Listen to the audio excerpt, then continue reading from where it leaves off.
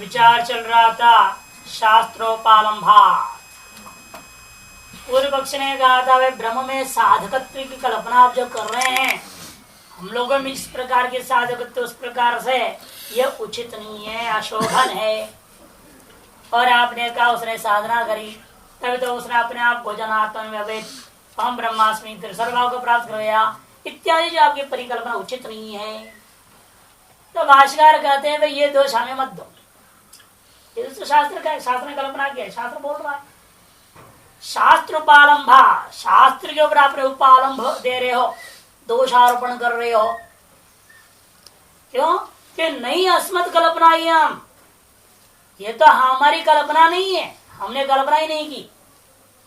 शास्त्र कृता तो यह कल्पना, ये तो शास्त्रकार के शास्त्र के द्वारा किया हुआ कल्पना है, शास्त्र स्वयं कल्पना कर बता रही है, इसे हम पर क्यों आप दोष दोगे? शास्त्र ही गलत है नहीं, शास्त्र पर तो दोष दे नहीं सकते कि ये जो शास्त्र कौन सा है, ये श्रुति है, अपौरुष है, इस पर तो दोष नहीं दे सकते आप। तस्मात् शास्त्र से उपालंब, इसलिए आप जो शास्त्र को उपालंब दे रहे हो और वो उचित नहीं है। ये अलग से कह नहीं रहे भाष्यकार ये उचित नहीं है करके, लेकिन समझना है शास्त्र को उपालंब देना उचित नहीं होता। क्यों? उसको नीचे विस्तार कर समझा दिया इन्होंने। शास्त्रम ब्रह्मणि साधकत्वादि दर्शयति तच्च अपौरुषेयम अदोषम न उपलम्भार्हम्। आगे आनंदगिरी में शास्त्र ही ब्रह्म में साधकत्व के पदादि की परिकल्पना कर रही है और वह अपौरुषेय होने के नाते वो निर्दोष है, उस पर दोषार्पण करने योग्य वो नहीं है। तथा च तस्मिन् आविद्यम साधकत्वादि विरुद्धम इति स्म। फिर शास्त्र ने क्यों परिकल्पना किया, उसके भी जवाब भाष्यकार देते हैं। शास्त्र ने तो केवल आविद्यक को अध्यारोप को समझा रही है। उस विशुद्ध ब्रह्म में ये सब कहां से कैसे हो गए, वो आविद्यक जो आरोप है उसको समझाने का प्रयास मात्र कर रही है। इसलिए कहते हैं कि मूल में न च ब्रह्मण इष्टम चिकीर्षुणा शास्त्रार्थ विपरीत कल्पनया स्वार्थ प्रत्याग कार्य। कहते हैं कि भाई न च ब्राह्मण इष्टम, कहते हैं अभीष्ट परिपालन करने की इच्छा वाले ब्रह्मनिष्ठ नित्य पुरुष को शास्त्र के अर्थ से विपरीत कल्पना करना या जाना संभव ही नहीं। इष्टम चिकीर्षुना शास्त्र विपरीत कल्पना स्वार्थ प्रत्याग ब्रह्मण न कार्य। जो अभिष्ट जो मुक्ति आदि को प्राप्त करने की इच्छा से शास्त्र के समस्त विधि विधान को परिपालन करता हुआ जो व्यक्ति है, वह व्यक्ति शास्त्रार्थ के विपरीत परिकल्पना करते हुए इस स्वार्थ को, जो शास्त्र स्पष्ट कह रहा है साधक तो उसमें था, कल्पना करके बता रहा है, उसको परित्याग करना उचित नहीं होता। इसलिए ब्रह्मणा का अर्थ यहाँ पर कहेंगे ब्रह्मणाधिष्ठम ब्रह्मनिष्ठम। ब्रह्मण में यहाँ तात्पर्य ब्रह्मनिष्ठम नित्य मुक्तत्व परिपालयता। ब्रह्मनिष्ठ जो नित्य मुक्तत्व को परिपालन करता हुआ श्रोत्रपरनिष्ठ व्यक्ति कभी भी अपने इष्ट की चिकित्सा करने वाले के द्वारा शास्त्र में कथित जो अर्थ है उसकी विपरीत परिकल्पना करना संभव नहीं है। स्वार्थ परित्याग होगा, उससे क्या होगा, स्वार्थ परित्याग होगा। अर्थात अभ्युदय निश्चय जो जिसके लिए चल रहा था वह स्वार्थ को से प्राप्त नहीं कर पाएगा।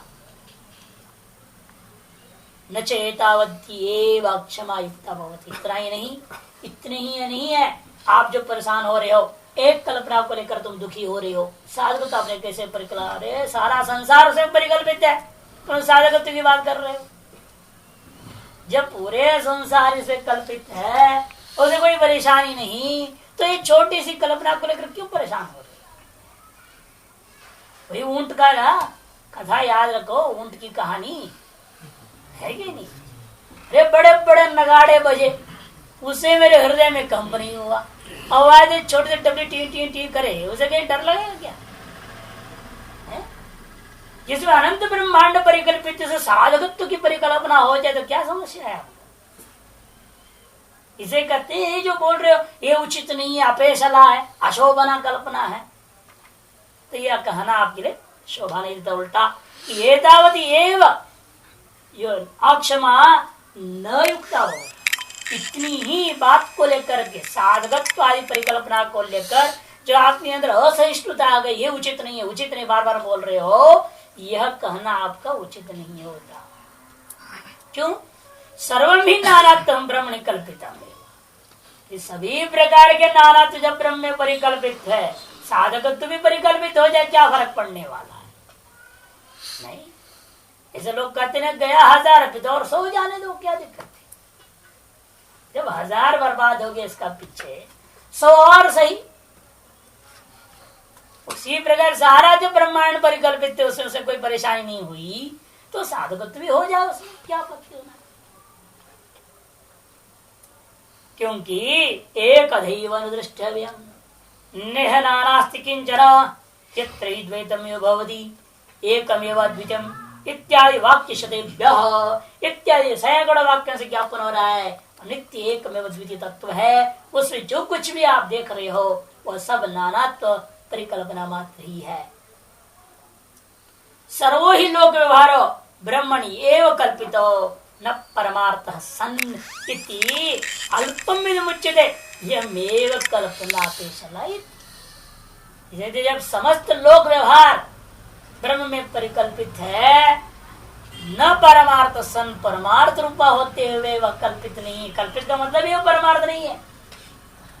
जब ऐसा है, इति अल्पम इदम उच्यते, आपने जो कहा, आरोप लगाया, उपालंब दिया, ये थोड़ी सी है, जो कि यमेव कल्पना पेशलायती, साधकत्व परिकल्पना अशोभना, ये जो आप कह रहे हो ये बहुत ही कम कह रहे हो, क्योंकि वास्तव सारा संसार से परिकल्पित है, इसमें फिर भी दोष नहीं।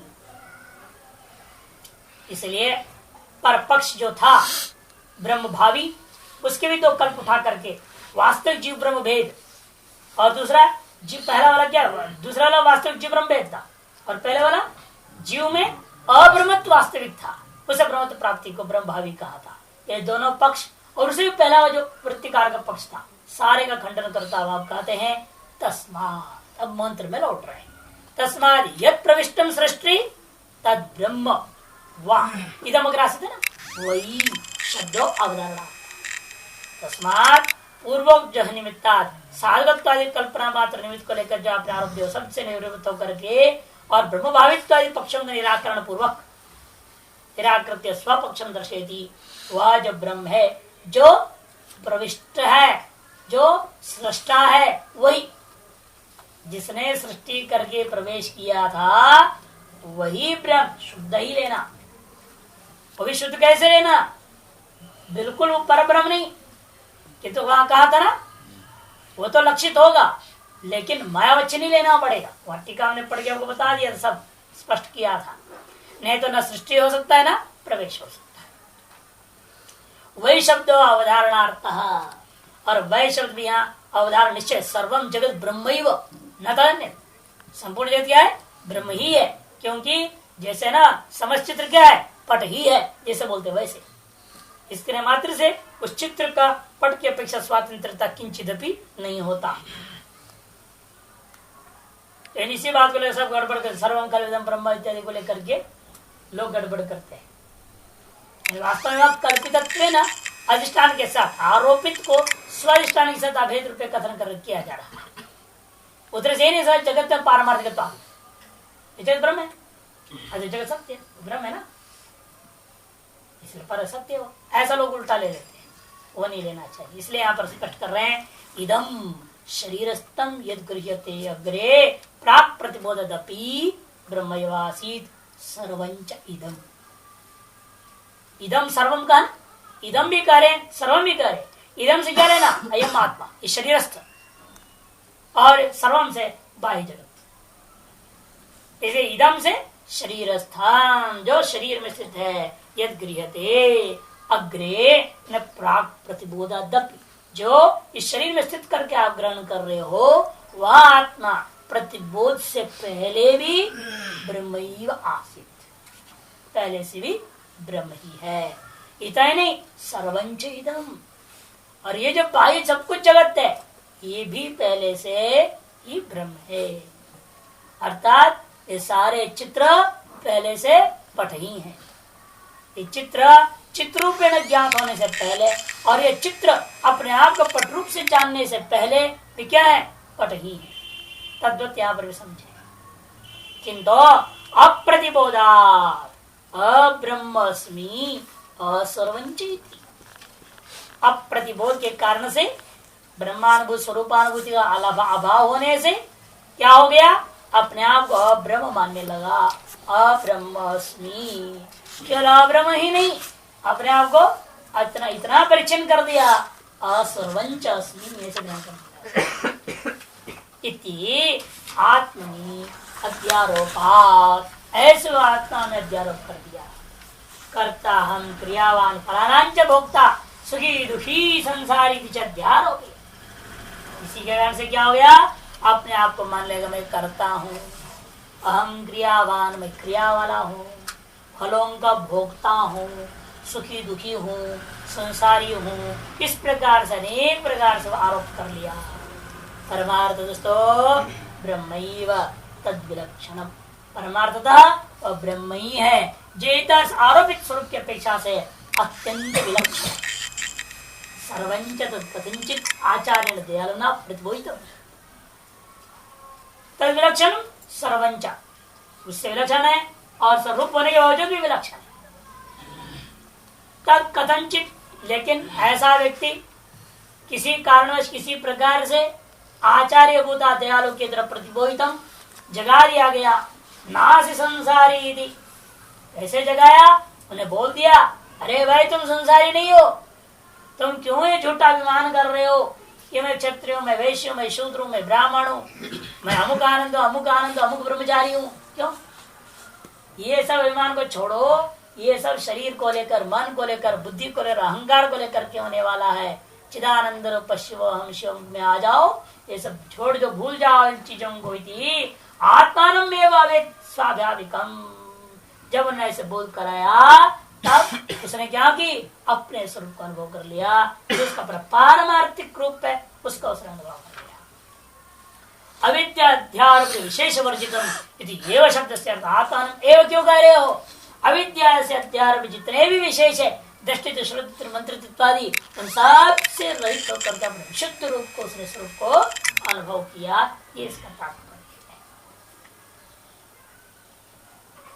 तो पूर्व पक्षी कहते हैं महाराज हमने कुछ पूछा और आप तो कुछ और जवाब दे रहे हो, हम जो प्रेम को जानना चाहते हैं, इसकी तो जवाब कहीं नहीं आए। वो ब्रह्म था, ब्रह्म ही रहेगा, बात बोलता ना ब्रह्म ही हो जाएगा। अरे है ब्रह्म कैसा है ये तो बताओ।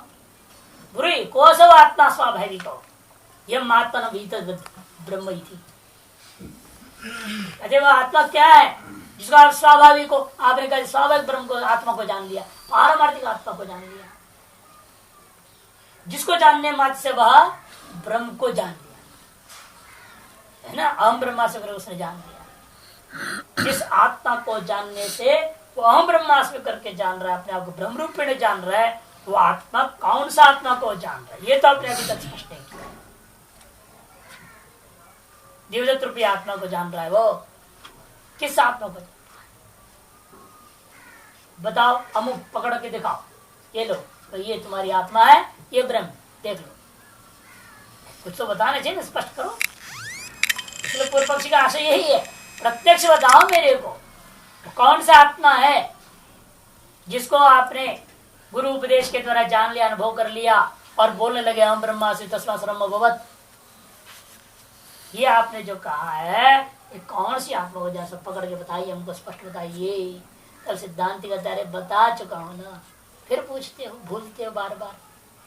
न स्मरसी आत्मानंद दर्शित यसो ये प्रविश्य प्राणिति अपानिति व्यानिति उदानिति समानिति थी ननु एवकार तुम्हें यहाँ पर ननु अवधारण न स्मरसे वो, अरे भूल गए क्या तुम, जो स्मरण नहीं है तुमको। अरे आत्मानंद दर्शित, मैंने आत्मा को दर्शा दिया, असो ये है देख लो, ये प्रविष्ट जो यहाँ प्रवेश किया था, प्रवेश करके प्राणन क्रिया को लेकर के प्राणी थी, अपानन क्रिया को लेकर अपानी थी, व्यान क्रिया को व्यानी थी, उदानी थी, समाधि थी, इतने शब्दों से पहले बता दिया है। तो क्रिया उपाधि वाला होकर के वही आत्मा है जो क्रिया आदि क्रिया उपाधियों वाला है, वही आत्मा है। उस आत्मा को जान करके वो ब्रह्म हो गया, ब्रह्म होकर के सर्वभगवत हो गया।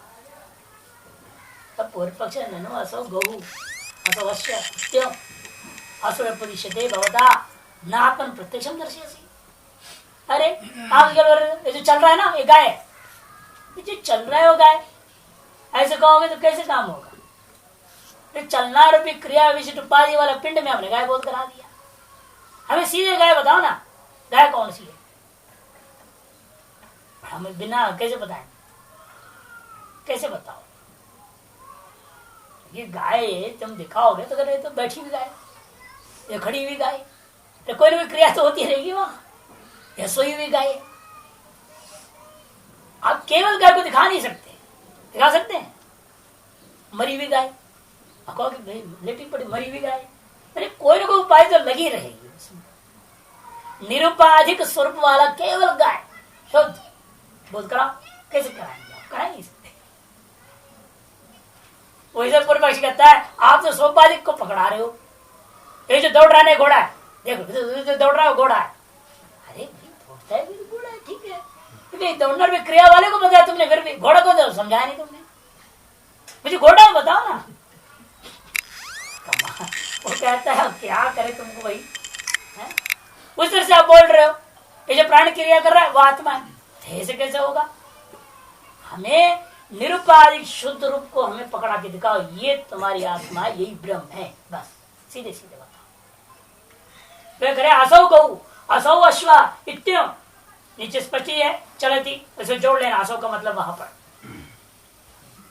अच्छा, नीचे टिप्पण भी देख लीजिए चाहे, यथा कश्चित गाम अश्व प्रत्यक्षम दर्शयामि इत्युक्त्वा, जैसे मान लीजिए कोई व्यक्ति ने कहा मैं तुमको गौ का दर्शन करा दूंगा, चलो मैं तो कहता हूं तुमको प्रत्यक्ष कराता हूं, घोड़े का प्रत्यक्ष कराता हूं, ऐसे कह करके ले गया, ले जा करके कह करके यश चलती असौ गौ हो यो धावती असौ अश्व चलनादिलिंगे व्यपदिशे, चलनादिलिंगों के उपदेश कर रहा है, करना ही पड़ेगा और कोई रास्ते है ना। ऐसे कौन शंकर पंडित भाई वो जो उधर से दूसरा लाइन में दूसरा नंबर जो बैठा है, अरे बैठा क्रिया बिना तो बता ही नहीं सकते। अरे कोई ना कोई क्रिया से विशिष्ट होकर के ही रहेगा, निष्क्रिय विशुद्ध रूप तो बता ही नहीं सकता कोई प्रत्यक्ष। प्रतिज्ञा हानि रूपम निकल से, इसलिए आप ऐसे बोल करके एक तरह से प्रतिज्ञा हानि कर गए। एवं आत्मान प्रत्यक्षम दर्शयामि इत्युक्त्वा प्राणादिलिंगैरसवात्मोपदेशत इति प्रतिज्ञा निग्रह स्थान से प्राप्त मिथ्याशा, तब तो शास्त्र से हार गए कि निग्रह स्थान को प्राप्त हो गई, प्रतिज्ञा हानि हो गई। तब सिद्धांत कहते ऐसा मत बोलो भाई, हाँ हम बताएंगे तुमको प्रत्यक्ष करा रहे हैं, कैसे प्रत्यक्ष कराओगे? कराओ। एवं तरी दृष्टा श्रोता मनता विज्ञाता स आत्मा, जो दृष्टा है, जो श्रोता है, जो मनता है, जो विज्ञाता है, वही आत्मा है, समझो। जो आप फिर वही से घूम के, अरे जो दृष्टा है अरे दर्शन क्रिया वाला है, पर दर्शन में क्रिया कर रहा है वही ना दृष्टा, फिर क्रियोपाधि आई, फिर कहा ऐसे प्रत्यक्ष ननु अत्रापि दर्शनादि क्रिया करते हो, स्वरूपम तो न प्रत्यक्षम दर्शयसी। कहते देखो यहाँ पर भी आप दर्शनादि क्रिया की कर्ता को ही बता रहे हो, क्रिया रहित का बताया आपने, स्वरूप को तो आपने कभी प्रत्यक्ष कराया नहीं। स्वरूपम न प्रत्यक्षम दर्शयसी नहीं गमीर गंत स्वरूपम छिद्रवा छेतु है, गमी गमन करता का स्वरूप होगा क्या? गमन रूपी क्रिया ही गमन करता का स्वरूप हो, छेदन रूपी क्रिया ही छेदन करता का स्वरूप हो, ऐसा तो नहीं हो सकता। क्रिया अलग है, क्रिया के कर्ता का स्वरूप अलग होता है। तो आपने दृष्टा श्रोता मनता क्रियावान को फिर वही बात बोल रहे हो, ऐसा करो फिर असली वेदांत में आते हैं। एवं तर्हि दृष्टेर दृष्टा श्रुते श्रोता मतेर मनता विज्ञातेर विज्ञाता स आत्मा है। जो दृष्टि का भी दृष्टि है, जिस दृष्टि को भी देखने वाला एक नित्य दृष्टि है, वो नित्य है, वो प्रकाश होता है। दृष्टि का दृष्टि मतलब वो कोई दूसरी दृष्टि नहीं है, नहीं तो अनवस्था दोष हो जाएगा, नहीं तो अनवस्था दोष हो जाएगा ना। इस दृष्टि को देखो दूसरा दृष्टि, वो दृष्टि कौन देगा एक तीसरा, तो अनवस्था दोष हो जाएगा। इसे दृष्टि का दृष्टि माने प्रकाश नित्य। जब ये भी सोया वो देख रहा है, साक्षित्व अनुभव कर रहा है, जिसको हम लोग साक्षी शब्द से कहते हैं, वो यहाँ दृष्टि का भी दृष्टा, श्रुति का भी श्रोता, मति का भी मनता, विज्ञाति का भी विज्ञाता, वो आत्मा। वो कहता है महाराज पहले जो दृष्टा, तो दृष्टा का दृष्टा हो गया एक तरह से, घटस्य दृष्टा, वैसे दृष्टेर दृष्टा फर्क क्या पड़ा? घट का दृष्टा, दृष्टि का दृष्टा। जैसे घट का दृष्टा था, उसमें हमने कहा कि भाई आप तो सुक्रियावान कह दिए हो, अभी तो कहा दृष्टा श्रोता मनता, वहीं कौन घट का दृष्टा, उसमें ये भी दृष्टि का दृष्टा। अंतर क्या दोनों में? हमें तो कोई फर्क दिखता नहीं। जैसे वो यदि घट का दृष्टा अनित्य है, तो दृष्टि का भी दृष्टा अनित्य। ये पूर्व पक्ष का धनोत्र को विशेषो दृष्टि, ये दृष्टा में विशेषता क्या है? यदि दृष्टि दृष्टा, यदि वह घट से दृष्टा, सरलता दृष्टा दृष्टा एवं दृष्टि में तो भगवान विशेषम महा दृष्टि दृष्टा इति। चाहे दृष्टि का दृष्टा हो, चाहे घट का दृष्टा हो, दृष्टा तो दृष्टा है, चाहे जिसी प्रकार से सोच लो। केवल आपने अंतर कहाँ किया? दृष्टव्य में। पहले किसका दृष्टा था? घट का। अतः उस दृष्टा का दृष्टव्य क्या था? घट। और अब क्या कहा आपने? दृष्टि का दृष्टा, या दृष्टा का जो है दृष्टव्य पदार्थ कौन है? दृष्टि हो गई। तो घट और दृष्टि रूपी दृष्टव्य में अंतर किया आपने, दृष्टा तो वही है, फर्क तो कुछ नहीं पड़ा। वैसे दृष्टव्य एव तो भगवान विशेषम महा दृष्टि दृष्टा इति। दृष्टा यदि दृष्टेर यदि वह घटस्य दृष्टा तो दृष्टा ही होगा, चाहे वह दृष्टा दृष्टि का हो चाहे घट का हो, दृष्टा तो दृष्टा ही रहेगा, उसमें तो कोई विशेष फर्क पड़ता नहीं। अतः सोपाधिकत्व जो दोष हम बार बार दे रहा हूं, आपने सोपाधिक आत्मा का प्रत्यक्ष कराया है, निरुपाधिक रूप को तो बोध स्वरूप का तो बोध कराया नहीं। स्वाभाविक हम आत्म में अवैध जो कहा था आपने, वो तो नहीं करा रहे हो। यदि चिन्ह विशेष उपपत्ति है, बहुत फर्क है, समझने की कोशिश करो तो पकड़ में आएगा। क्या विशेष अंतर है जी? कहते अस्तित्व विशेष यो दृष्टि दृष्टा सदृष्टिश्चेत।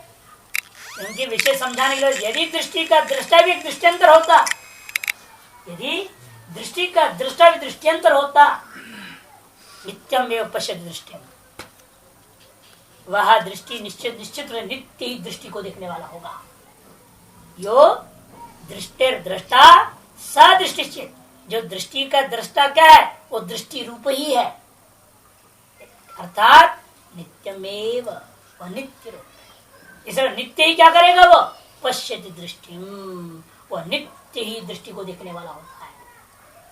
और घट का दृष्टा क्या था? वो नित्य घट को देखने वाला नहीं। जो घट का दृष्टा नित्य घट को देखता है क्या? नहीं, वो कदाचित देखता है, कदाचित नहीं। इन दृष्टि का दृष्टा दृष्टि को नित्य देख रहा है। वो अंधा हो रहा है, वो जान रहा है ये अंधा हो रहा है, देख रहा है और कहता वही है मैं अंधा हूं। और कौन कह रहा है? वही साक्षी ने देखा ना, आंख से मैं रूपों को नहीं देख पा रहा हूं। साक्षी इस बात को प्रत्यक्ष कर रहा है मन के माध्यम से, मैं चक्षु को द्वारा बाहर जाकर के रूपों को अनुभव नहीं कर पा रहा हूँ, अनुभव का प्रत्यक्ष नहीं कर पा रहा हूँ, इसलिए इस समय मैं अंधा हो गया हूँ। ये साक्षी के द्वारा जब तक इस भाव का प्रत्यक्ष नहीं होता, तब तक साक्षी निश्चय नहीं कर पाता है ये अंधा है क्या अंधा है। इसलिए कहते हैं कि न कदाचित भी दृष्टि न दृश्यते दृष्टा, कि उस दृष्टा के द्वारा दृष्टि कभी नहीं देखी जाएगी, ऐसा तो कभी नहीं होता। अर्थात सदा ही वह दृष्टि इस दृष्टि को देख रहा है। जो दृष्टि का दृष्टा वह दृष्टि रूप है, ज्ञान रूप है, ज्ञप्ति रूप है, प्रकाश रूप है, जो वह निरंतर इसको साक्षी रूप में देख रहा है। सद्भावेन दृष्टो साक्षात दृष्टि दृष्टित्व सती, दृष्टा का साक्षात दृष्टि को उसी में दृष्टा मानना है, तभी व्यवस्था बनेगी। तो नीचे इसलिए कह रहे देखिए, सर्वभूत दृष्टि कौटस्थ्यम कथम, एक शंका का आशय था उस पर जवाब देते हैं भाष्यकार, तत्र द्रष्टुर दृष्टिया नित्यया, विशेषण इसलिए द्रष्टुर दृष्टिया नित्यया दृष्टिया भवितव्यम, वह दृष्टा का दृष्टि नित्य दृष्टि रूप में नहीं होनी चाहिए, अनित्य दृष्टि नहीं हो सकती। यदि अनित्य दृष्टि होती तो कभी तो इसको देख लेती इस दृष्टि को, और कभी नहीं भी देखती, ऐसा कभी होता नहीं। जैसे जब बाह्य दृष्टि है, यह कभी घट को दिखता है, कभी नहीं भी है, लेकिन वैसा दृष्टि का भी दृष्टा के अंदर कभी देखने को ऐसे नहीं मिला कि कभी वो इस दृष्टि को देख रहा है, कभी दृष्टि को नहीं देखता है। सदा ही साक्ष्य भाष्य, सभी इंद्रियां हैं, सारे तत्व एक कालावचन, एक देशांतर, सर्वदेशावचन, सर्वकालावच्छेदेन उस साक्ष्य के द्वारा भाष्य समस्त पदार्थ है, क्योंकि उसी अधिष्ठान में परिकल्पित है ना। जितने परिकल्पित वस्तु स्वाधिष्ठान से अभिन्न होने के नाते अधिष्ठान के द्वारा प्रकाशित होते ही है। ऐसा कभी नहीं होता कि कपड़े में अमुक चित्र का भान नहीं है, आपको भले ध्यान नहीं हो, आपके दिमाग बाह्य दृष्टि एक चित्र में टिक जाए, दूसरे चित्र में नहीं जाएगा, लेकिन पट के दृष्टि से पट को सारे चित्र एक काला चित्र दिखाई देता है, क्योंकि उसी में सारे कल्पित है, स्व से अभिन्न है। यानी जब स्व से अभिन्न हो जाता है उसको एक काल सारे चित्र का भान, आप बोलेगा एक काला चित्र जब सब पूरे शरीर से अभिन्न है, अतएव एक चिंटी कहीं भी हल्की सी काटने लग जाए तुरंत आपको पता लग जाता, और इसकी बुद्धि ऐसी नहीं है, और चींटी क्या कोई खोपड़ी काट के ले जब पता भी नहीं चले। तो इसे तादात्म्य पर डिपेंड है ना, कितना आप तादात्म्य हो रहे हैं, आरोपित वस्तु के साथ अधिष्ठान की तादात्म्य कितनी है। इसे साक्षी का साथ जो है समस्त वस्तुओं के साथ तादात्म्य पूर्ण रूप में कल्पित का अपने अधिष्ठान के साथ होने के नाते वह सदा ही उसको देखने वाला होता है। इसे नित्यया दृष्टिया भवितव्यम, अनित्या चेत दृष्टि ही। यदि मान लो इस बाह्य दृष्टि का भी जो आंतरिक दृष्टि को भी अनित्य कह दोगे तथा दृश्या यह दृष्टि, तब तो दृश्यभूता जो ये बाह्य दृष्टि होती है ना, वह सा कदाचित न दृश्यता, कभी तो नहीं भी दिखाई देना चाहिए था। यथा अनित्य दृष्टिया घटादि वस्तु, जिस प्रकार से अनित्य दृष्टि के द्वारा घटादि वस्तु कभी दिखते हैं कभी नहीं दिखाई देते हैं। न तद्वत् दृष्टि दृष्टा कदाचित न पश्यति दृष्टिम, उस प्रकार से यह दृष्टि का भी दृष्टा वह कभी उस दृष्टि को नहीं देखता, ऐसा नहीं होता। अतएव वह नित्य है, वह दृष्टा का दृष्टि ज्योति रूप है, प्रकाश रूप है, ऐसा समझो। तब पूर्व पक्षी कहेगा इसका अंदर महाराज दो दृष्टि है, दो श्रुति है, दो मंत्री है, दो विज्ञाति है, सब दो है। क्योंकि श्रुति दृष्टि दृष्टा जैसे कहते हो, श्रुति श्रोता भी कहा आपने, सजो श्रुति भी होगी, सब दो है, डबल डबल ऐसा बोलो। किन द्वे दृष्टि दृष्टो नित्या अदृश्या एका अन्य च नित्या दृश्य इति, दो दृष्टि माननी पड़ेगी, एक अदृश्य दृष्टि है और एक दृश्य रूपा दृष्टि है। एक कैसी है, नित्या है और अदृश्य है, और दूसरी कैसी है, अनित्य है और उस नित्य दृष्टि का दृश्य है। ऐसे दो दृष्टि माननी पड़ेगी। बाढ़ हम थोड़ा थोड़ा वेदांत की ओर तुम आ रहे हो, बहुत अच्छी बात, समझ में आ रही लगता है, थोड़ी थोड़ी बात ठीक कर रहे हो। बाढ़ प्रसिद्ध अनित्या दृष्टि, इस बात प्रसिद्ध हो गया, तुमने मान लिया एक अनित्य दृष्टि है और दूसरी अनित्या दृष्टि अंध अनंधत्व दर्शना। इसका तो प्रसिद्ध है ये बात, एक अनित्य दृष्टि है जो कि कभी अंधा हो जाए कभी अनंधा हो जाए, ऐसे रहने वाला। नित्यैव चित सर्वो आनंदेव स्यात्। यदि ये जो बाह्य दृष्टि भी नित्य होती, जो दृश्यभूता दृष्टि, जो दृश्यभूता जो बाह्य दृष्टि है वह भी यदि नित्य हो जाती है तो संसार में कोई अंधा ही नहीं होता। सर्वो आनंदेव स्यात्। दृष्टुस्तु नित्या दृष्टि है, और जो दृष्टा की जो दृष्टि है वो नित्या दृष्टि माननी पड़ेगी। क्यों? इसे श्रुति भी प्रमाण है, नहीं दृष्टि दृष्टि रूपलोप विद्यते थी, वो प्रकाश रूपा है, ज्ञान रूपा है, उस जो दृष्टि है उसको कभी लोप नहीं होती। यदि श्रुति अनुमान अच्छा, और अनुमान से ये बात मानना पड़ेगा आपको, क्योंकि अनुमान कैसे करोगे आप? क्योंकि आप देख रहे हैं कि स्वप्न में एक अंधा आदमी भी घटादी को देख लेता है, यहाँ अंधा है जागृत में, लेकिन स्वप्न में वो अंधा नहीं है, तो किस दृष्टि से उसने अनुभव किया वहां पर? ये साक्षी ना हो, इसलिए कहते देखो अंधस्यापि घटाद्याभास विषया स्वप्न दृष्टि उपलब्धते। अंधे के द्वारा भी स्वप्न में घटादियों को प्रकाशित को विषय करने वाली एक दृष्टि उपलब्ध अनुभूति होगी। वह जो दृष्टि है वही नित्या दृष्टि है। सातर इतर दृष्टि नाशे न नश्यति, ये मानना पड़ा इसीलिए आपको। जो इतर दृष्टि अन्य दृष्टि बाह्य अनित्या दृष्टि, इसके नाश होने पर भी वह नित्या दृष्टि जो स्वप्नादियों में कार्यरत है, वह प्रकाशक बन के विद्यमान है, वह कभी नष्ट नहीं होता। सातरीतर दृष्टि नाशे न नश्यति, सात दृष्टि दृष्टि, उसी को हम यहाँ दृष्टा का दृष्टि शब्द से कहा। जो लौकिकी दृष्टा है उसका वह पारमार्थिकी दृष्टि स्वरूप को दृष्टि शब्द ने कहा। तया अविपरिलुप्तया नित्यया दृष्टिया सर्वभूतया, वह कैसी है? वह अविपरिलुप्तया, कभी भी किसी प्रकार से भी विपरिणाम आदि के द्वारा भी क्षीण होने वाला नहीं, नित्य है। उस दृष्टि के द्वारा वह वो भी कैसे सर्वभूतया दृष्टिया स्वयं ज्योति समाप्त, स्वयं प्रकाश नाम से भी अन्य शास्त्रों से सर्वत्र प्रसिद्ध है। इतराम अनित्याम दृष्टि स्वप्न बुद्धांतयोर वासना प्रतिरूपाम नित्यम एव पश्यन् दृष्टिर दृष्टा भवति। इतराम माने अनित्याम, जो दूसरी है वो कैसी है? वो अनित्या है। दृष्टिम अनित्याम दृष्टिम, वो अनित्य दृष्टि काम करती है स्वप्न और जागृत में।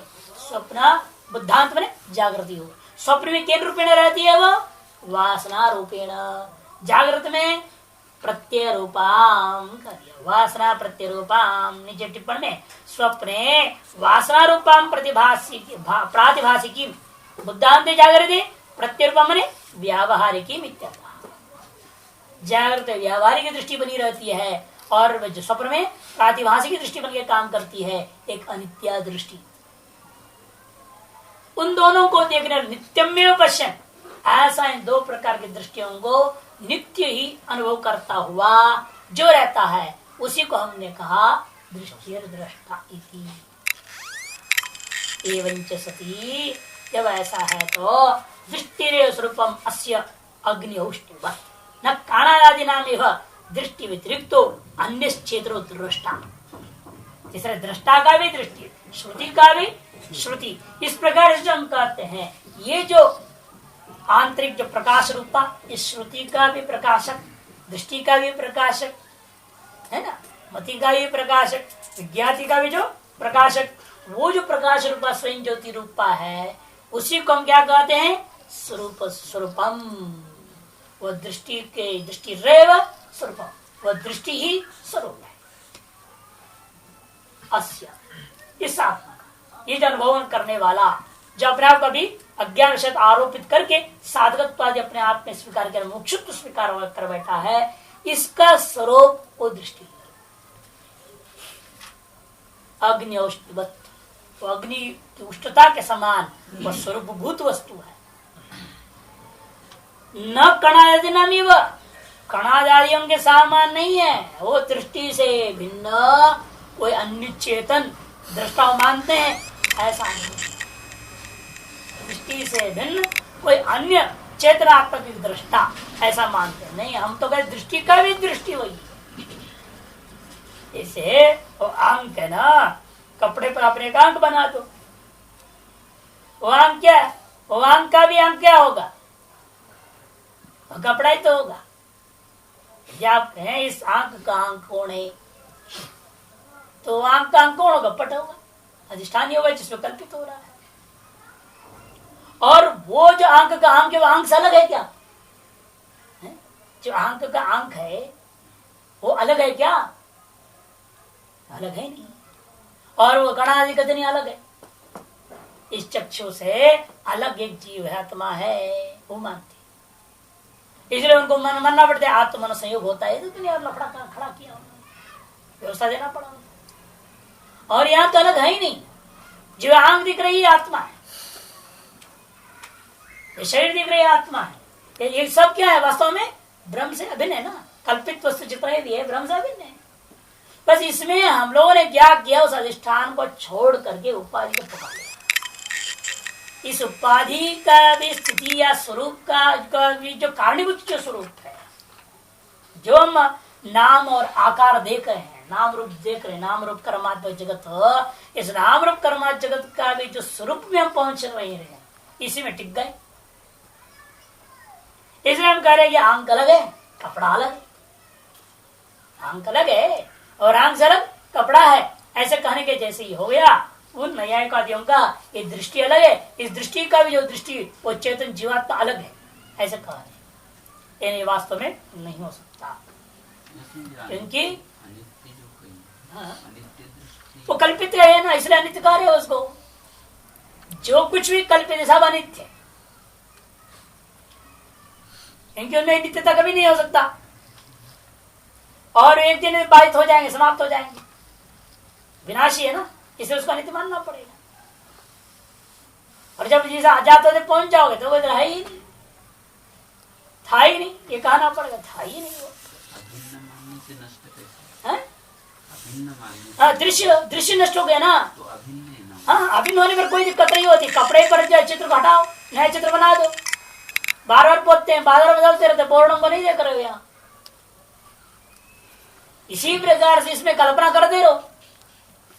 कल्पित वस्तु को अभिन्न कहने मात्र से वो नित्य नहीं हो जाता, वो कल्पितत्वादि में अभिन्न कहा जा रहा है। केवल अभिन्न होने में से वो सत्यता नहीं आ जाता, उसे पारमार्थिकत्व नहीं आएगा, नित्य नहीं हो जाएगा। वो अभिन्न इसलिए कहा जा रहा है क्योंकि उसका कोई स्वतंत्र सत्ता नहीं है।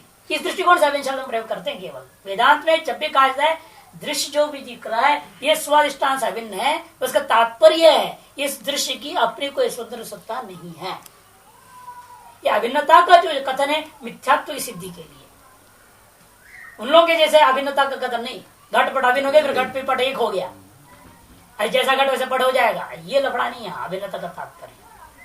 अभिन्नता केवल मिथ्यात्व सिद्धि के लिए लक्षित किया जा रहा है। इसे दृष्टांत हम लोग हमेशा एक कल्पित को अपने आश्रित के साथ अभेद को लेकर कथन करते हैं, है कि नहीं? निरीक्षित के समान अभेद नहीं है। फिर कोई हंस आ जाएगा अलग कर देगा, इस तरह की बात नहीं यहाँ पर। अब आप उस मंत्र में लाते तत् ब्रह्म आत्मानमेव आवेत।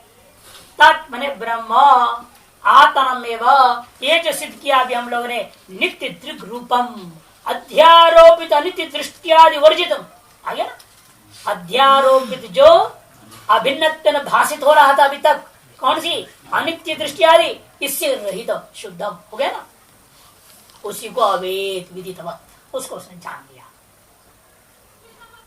तब पूर्व पक्षी कहेगा महाराज तो परस्पर विरुद्ध बात है, ये कैसे हो सकता है? प्रतिषिद्धम में तक एक तरह कहते हो न विज्ञातरम विज्ञाते विज्ञातरम विजानिया, दूसरे कहते तस्मै आत्मनम अवेद है।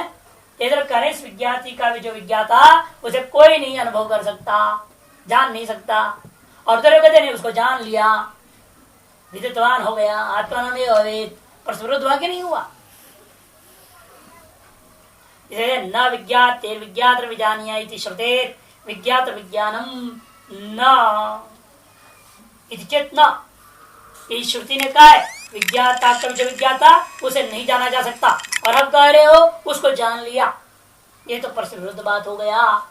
पूर्व पक्ष अधूरी है, लेकिन उसको समझ रहा है, विप्रतिषेध के आधार पर समझ लेना। पूर्व पक्ष दिया हुआ श्रुति है न विज्ञात विज्ञात विजानिया इति श्रुते विज्ञात विज्ञातनम कहकर छोड़ दिया ना उसने, विज्ञानम न विजानिया, और आप करे विजानीता, इसलिए विरुद्ध हो।